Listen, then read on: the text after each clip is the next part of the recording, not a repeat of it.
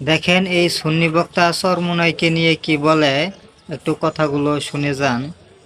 আমি চরমোনাইতে যাইয়া দেখলাম বাংলাদেশের মধ্যে, বর্তমান বাংলাদেশের মধ্যে একমাত্র দরবার চরমোনাই, যেই দরবারে যেই পরিমাণ চোখের পানি ঝরে বাংলাদেশের কোন মজলিসে এত চোখের পানি ঝরে না।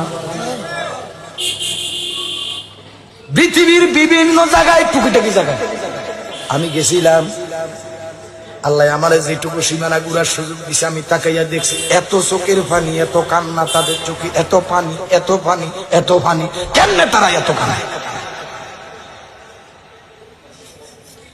রাসূল পাকের হাদিস তারা বয়ান করে, মানুষ কাঁদতে কাঁদতে শুনে, তাদের ভিতরে ইশক আছে, প্রেম আছে। আমরা জিকির করি, আমরা কি জিকির করি? আমরা যে জিকির করি, আমরা জিকির হয় না আর মাঝে মাঝে মাঝে মনে তা হয় এমন জিকির রে, মনে হয় যেন ছুরি ঢুকাই দিলেও খবর থাকবো না, এমন পাগলামের জিকির তারা চায়। আগুনে পড়লো না ফানিতে পড়লো। আমার নবীজি একটা হাদিস, আমার নবীজি বলছে তোমরা এমন ভাবে আল্লাহ পাকে জিকির করো যেন উপস্থিত মানুষেরা তোমাদেরকে পাগল বলে।